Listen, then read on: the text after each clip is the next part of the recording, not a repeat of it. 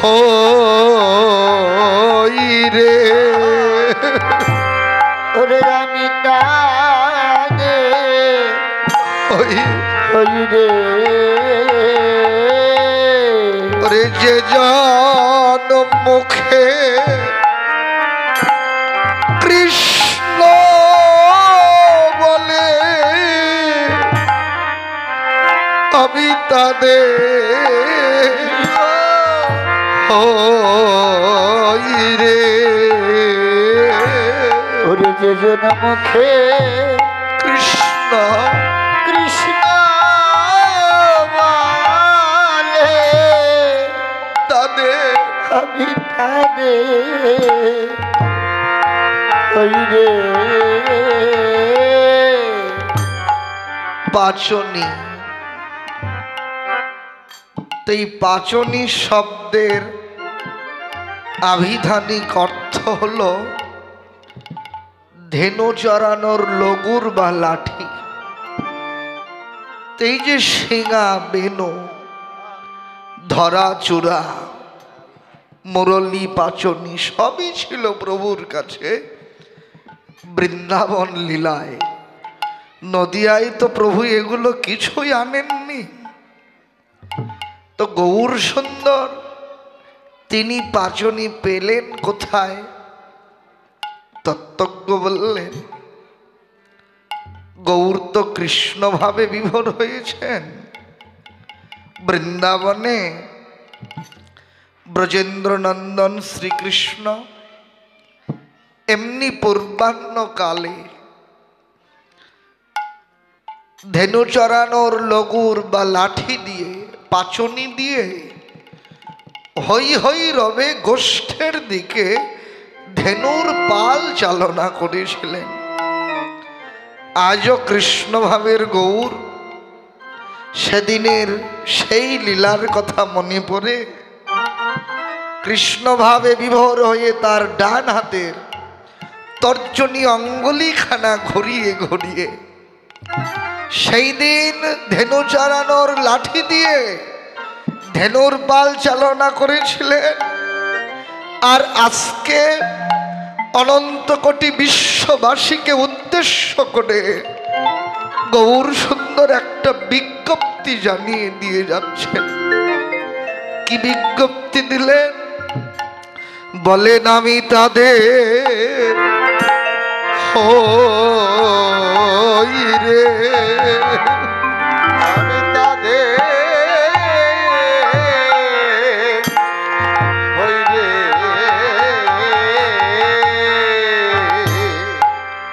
বলেন যে জন মুখে কৃষ্ণ বলে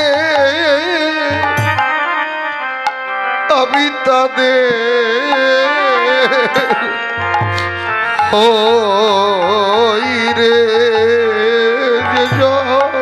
যে জন মুখে কৃষ্ণ কৃষ্ণ বলে আমি তাদের হই রে নিজের মুখে প্রতিজ্ঞা করলেন। কি প্রতিজ্ঞা? মেরি কেনা কার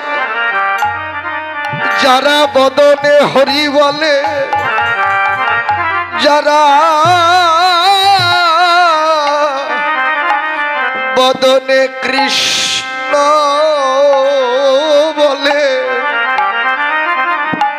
তাদের ভালোবাসার বিনিময়ে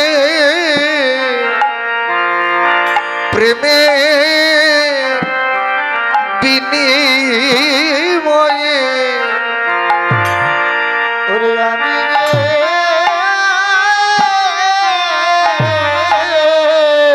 তাদেরই কেনা তাদেরই কেনা বলি হরি ভাই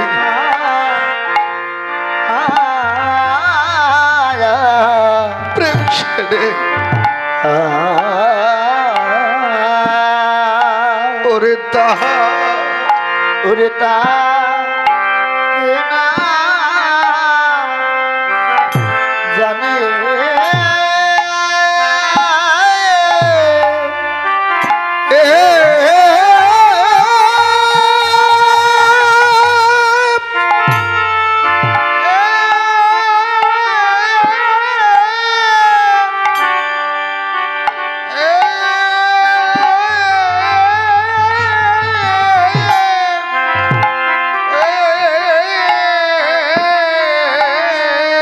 বলি হরি বলি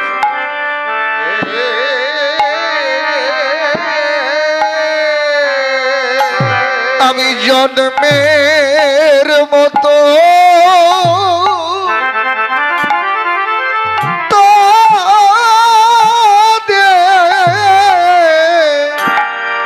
হই রে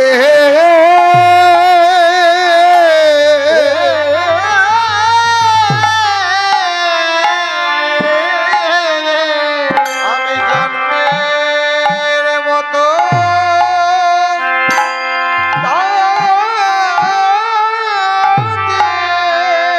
ওরে যে জন মুখে কৃষ্ণ বলে আমি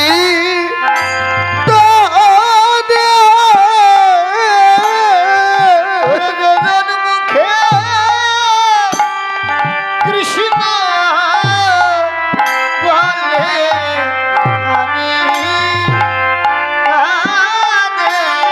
এক জন্মে নয় জন্মে জন্মে আমি তাদের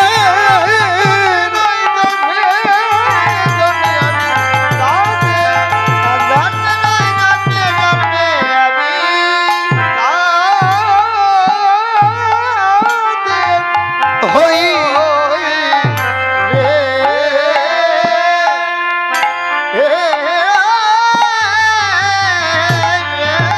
জন্মের মতো তাদের তাহলে গৌর সুন্দর প্রতিজ্ঞা করলেন, হে বিশ্ববাসী তোমরা সবাই শোনো গো, তোমাদের সকলের প্রতি এটা আমার অঙ্গীকার। কি? যে বদনে একবার হরি বলে কৃষ্ণ বলে, আমি শুধু এক জন্মের জন্য নয় রে, জন্ম জন্মান্তরের জন্য আমার নিজেকে তার কাছে বিক্রয় করে দেই। আমি এমন ভাবে নিজেকে তার কাছে বিক্রি করি, আমি তার কেনা হয়ে যাই রে। শুধু কেনাই হই না রে, যে হরি বলে কৃষ্ণ বলে আমি তার কে না হই, আমি তার সব হয়ে যাই। তো একটা প্রশ্ন অন্তরে জাগবে, কি গো, যারা হরি বলে কৃষ্ণ বলে গৌর শুধু কেবল তাদেরই হয়? যারা হরি বলে না কৃষ্ণ বলে না গৌর সুন্দর কি তাদের হয় না? তত্ত্বজ্ঞ বললেন, হ্যাঁ গো, যারা হরি বলে কৃষ্ণ বলে গৌর সুন্দর তো আপনা আপনি তাদের হয়, হরি বললেই গৌর তাদের হয়ে যায়। কিন্তু যারা হরি বলে না কৃষ্ণ বলে না গৌর তাদেরও হয় রে, তাদেরও হয় রে। যাদের কৃষ্ণ বলে প্রাণ কাঁদে না,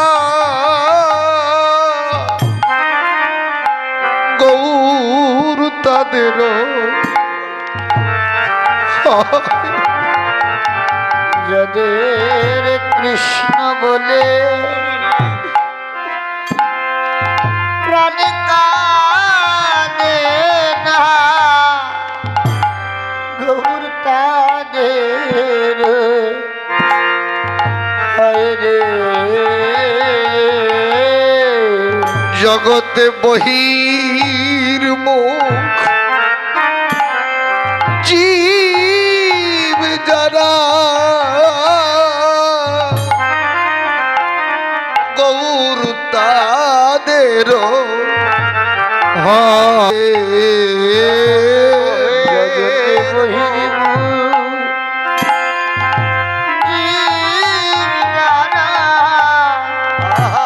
গৌর তাদের বহির্মুখ জীবের হয় কখন হয়? হয় রে তখনই হয় কোন মহান্তের করুণা হলে গৌর তখন তাদের হয় রে কোন মহান্তে করুণা হলে তাদের গৌর তাদের হয় রে কোন মহান্তের করুণা হলে তখন তারাও মুখে কৃষ্ণ বলে মহান্তের করুণা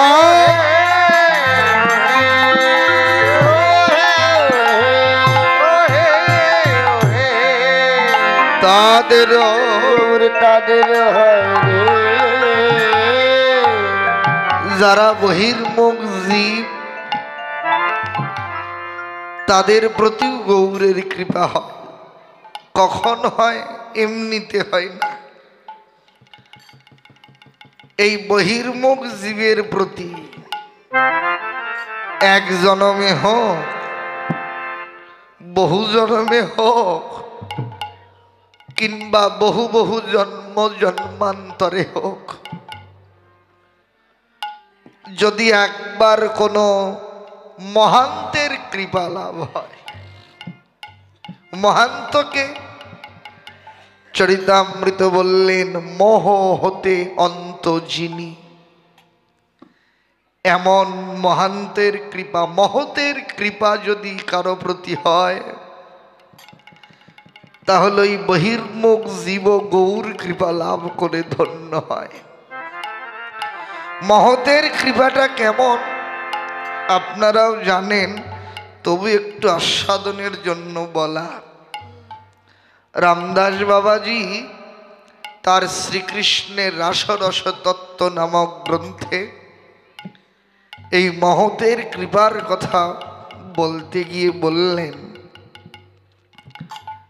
বট বৃক্ষের নিচে অনেক বটের ফলই তো পড়ে থাকে,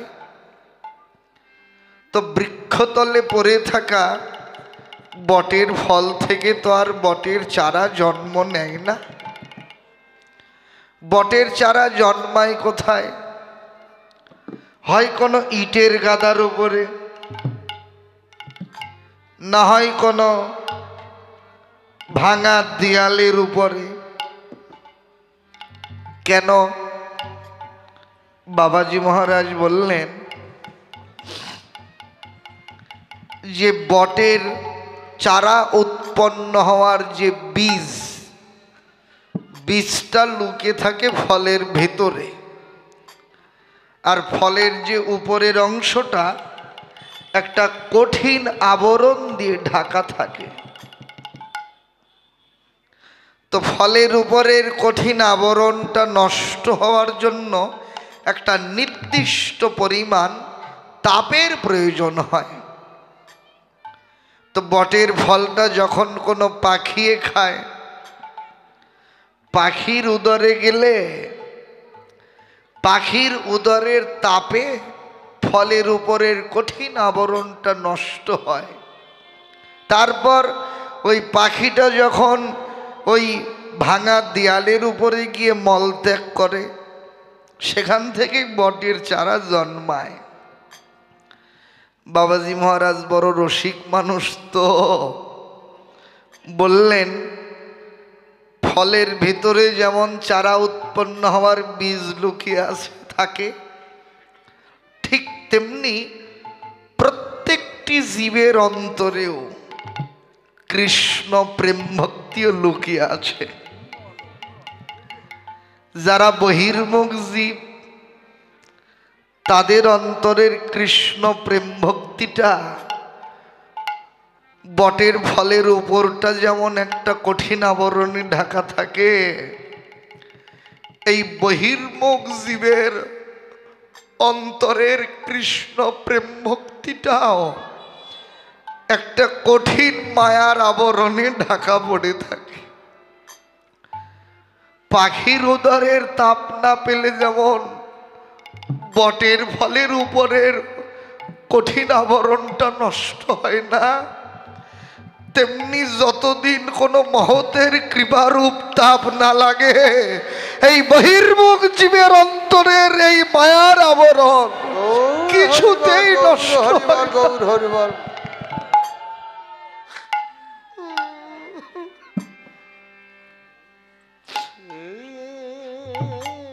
যারা বহির্মুখ জন্ম জন্মান্তরেও, শাস্ত্র বললেন ব্রহ্মাণ্ড ভ্রমিতে ভ্রমিতে কোন ভাগ্যবান জীব গুরু কৃষ্ণ প্রসাদে পায় ভক্তিলতা বীজ। যখন অন্তরের মহতের করুণায় অন্তর থেকে মায়ার আবরণটা সরে যায়, এই মায়া এমনই ভক্তিপথের অন্তরায়, ইচ্ছা করলেই মায়াকে কেউ অতিক্রম করতে পারে না, বড় দুঃসহ। এমনই এই শত্রু ভজন পথের বাধা। তবে কেবল যাদের প্রতি মহতের করুণা হয়, যাদের এমন সৌভাগ্য হয়, এক জন্মেও হতে পারে, বহু জন্মে হতে পারে, আবার বহু বহু জন্ম জন্মান্তরেও হতে পারে, এই মহতের কৃপা, এই যে কৃপা, এই করুণা লাভের আশায় তো এমন সাধু সঙ্গ, এই কৃপা লাভের আকাঙ্ক্ষাতেই এমন যজ্ঞ।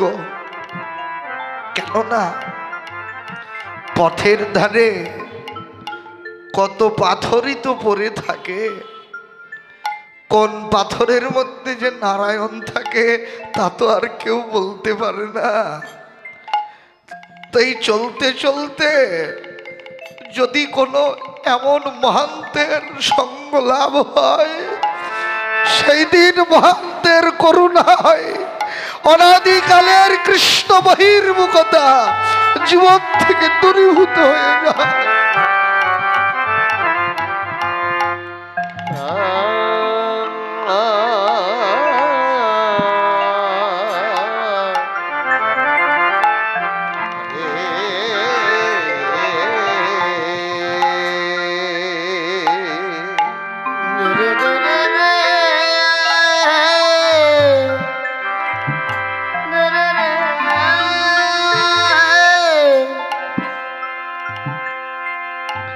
তো যারা বহির্মুখ তাদের প্রতি মহতের কৃপা হলেই মায়ার আবরণ সরে গিয়ে অন্তরে কৃষ্ণ প্রেম ভক্তি জাগরিত হয়।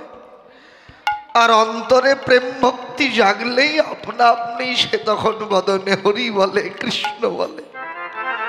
আর যে একবার হরি বলে, কৃষ্ণ বলে, গৌর সুন্দর বললেন আমি জন্ম জন্মান্তরের জন্য নিজেকে তার কাছে বিক্রয় গৌর হরি বল, গৌর হরি বল।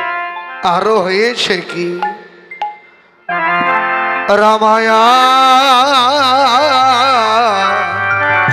সুন্দরা নন্দ রামায়া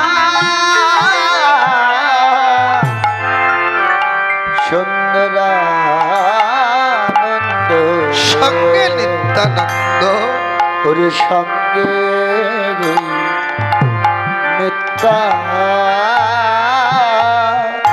নিত্যানন্দ রে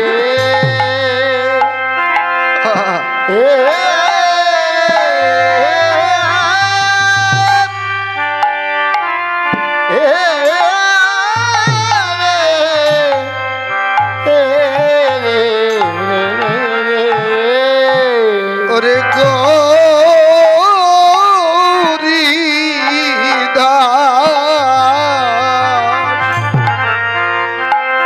অভি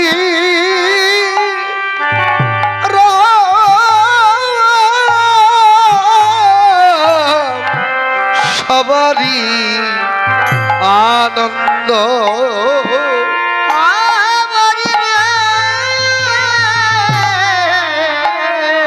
গৌরী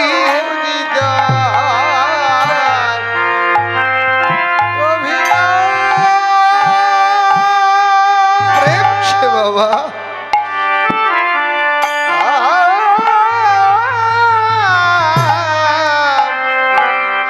সবারই আনন্দ রে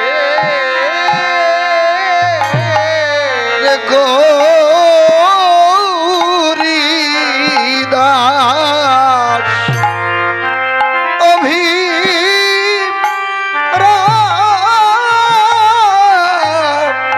ডাকে দাঁড়াও রাম দাঁড়াও রাম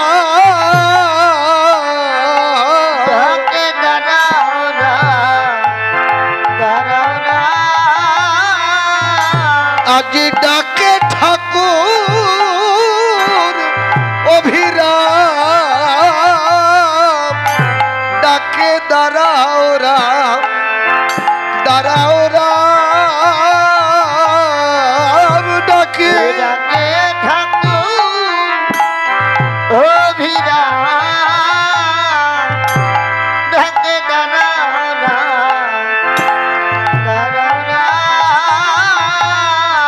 ডাকে শ্রীদামের ভাবে রে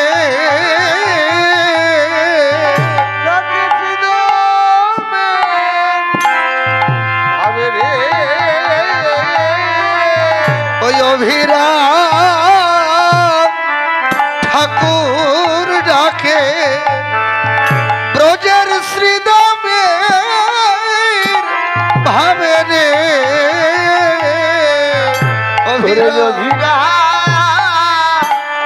ঠাকুর ডাকে শ্রীরামে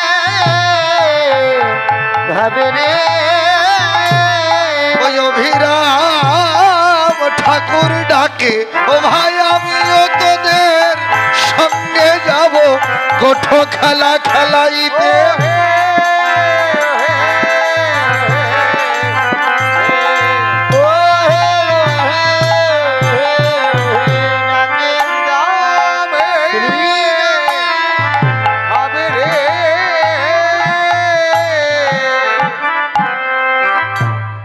গৌর গণোদ্দেশ দীপিকা নামক গ্রন্থ আমাদের সংবাদ দিলেন কি না বৃন্দাবনে যারা যারা ছিলেন নদীয়াতে এবার তারা এসেছেন বৃন্দাবনে ব্রজের যিনি নন্দনন্দন শ্রীকৃষ্ণ নদীয়াতে তিনি হলেন শচীনন্দন গৌর সুন্দর ব্রজের যিনি দাদা বলরাম নদীয়াতে তিনি হলেন নিত্যানন্দ প্রভু ব্রজের যিনি সুবল সখা নদীয়াতে তিনি গৌরীদাস পণ্ডিত ব্রজের যিনি শ্রীদাম নদীয়াতে তিনি হলেন অভিরাম ঠাকুর ব্রজের যিনি সুদাম নদিয়াতে তিনি সুন্দরানন্দ, ওরাই তো সব।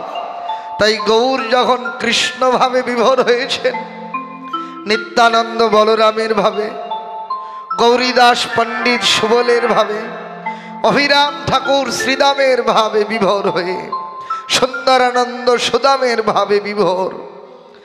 তাই বৃন্দাবনে এমনি পূর্বাহ্নকালীন সময়ে রাখাল জীবন ভাই কানাইয়াকে ঘিরে সমস্ত ব্রজ রাখাল গুণ যেমন একসঙ্গে বাহু তুলে নৃত্য করতে করতে হই হই রবে গোষ্ঠের দিকে ধেনুর পাল চালনা করেছিলেন। আজও কৃষ্ণ ভাবের গৌর বৃন্দাবনের সেই লীলার কথা মনে পড়ে ভক্তদেরকে সঙ্গে নিয়ে করছেন কি? আজ বাহু তুলি গোরাচার করে হরি ধ্বনি। ওরে বাহু তুলি করে হরি ধ্বনি। আরে বাহু তুলি গোরাচার করে হরি ধ্বনি। আর বাহু তুলি গোরাচাঁদ করে হরি ধ্বনি। আর আনন্দে বিভোর হল নদিয়ার মনি। ওরে আনন্দে বিভোর হলো নদিয়া নগরী। সবাই লুটা ইচ্ছে ওরে গলে বস্ত্র দিয়ে সবাই পথে লুটাইছে। গলে বস্ত্র দিয়ে সবাই লুটাইছে। সবাই যার যার ভাবনার নয়নে গৌরাঙ্গ লীলা দর্শন করুন। নদিয়া তখনকার দিনের একটা অত্যন্ত সম্ভ্রান্ত গ্রাম। এই অবিভক্ত বাংলায় তখনকার দিনে নদিয়ার মতো এত সম্ভ্রান্ত গ্রাম আর কোথাও ছিল না। তখনকার দিনে নদিয়াকে বলা হতো সংস্কৃত শিক্ষার অক্সফোর্ড, অক্সফোর্ড বিশ্ববিদ্যালয় বলে আখ্যায়িত করা হয়েছে। তাই অবিভক্ত বাংলার বিভিন্ন স্থান থেকে অনেক পণ্ডিত বিদ্যার্থী তারা নদিয়াতে গিয়ে বসতি স্থাপন করেছে। আপনাদের অজানা নাই যে মহাপ্রভুর যিনি পিতা জগন্নাথ মিশ্র, তিনিও নদিয়ার লোক ছিলেন না, আমাদের এই বাংলাদেশেরই সিলেটের শ্রীহট্ট, ঢাকা দক্ষিণ ঠাকুরবাড়ি এখনো আসে। যাদের যাওয়ার মতো সৌভাগ্য হয়েছে তারা দেখে এসেছেন। তো কোথায়? সিলেটের শ্রীহট্ট, অদ্বৈত প্রভু পুনাতীর্থ, সব বাংলার। তাহলে চিন্তা করে দেখুন, কোথায় রাট, কোথায় লখনৌ, বিভিন্ন স্থান থেকে সবাই এসে নদিয়াতে বসতি স্থাপন করেছে। কেউ তার জীবিকা নির্বাহের তাগিদেই হোক, বিদ্যা শিক্ষার জন্য হোক, কেউ নদিয়া গ্রামের আচার আচরণে মুগ্ধ হয়ে সবাই নদিয়াতে গিয়ে বসতি গড়েছেন।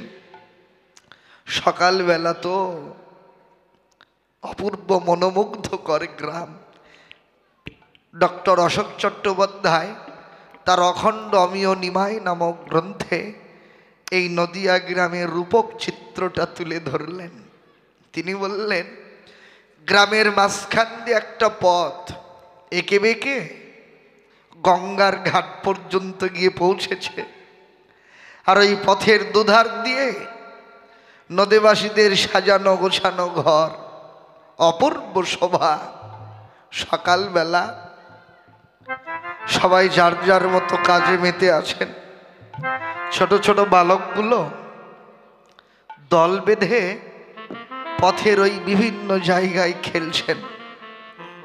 যারা গৃহী তারা গৃহকর্ম করছে, যারা পড়ুয়া সকালবেলা ঘুম থেকে জেগে ঘরে হাতে পুঁথি নিয়ে পড়াশোনা করছেন। যারা পণ্ডিত তারা পাণ্ডিত্য চর্চা করছেন। ঠিক এমন সময় সপার্ষদ গৌর সুন্দর ভক্তদেরকে সঙ্গে করে নিয়ে বদনে হরি বল হরি বল গৌর হরিবল, গৌর হরিবল, গৌর হরি। বাহু তুলে হরি নামের ধ্বনি করতে করতে নদিয়ার পথ দিয়ে যাচ্ছেন।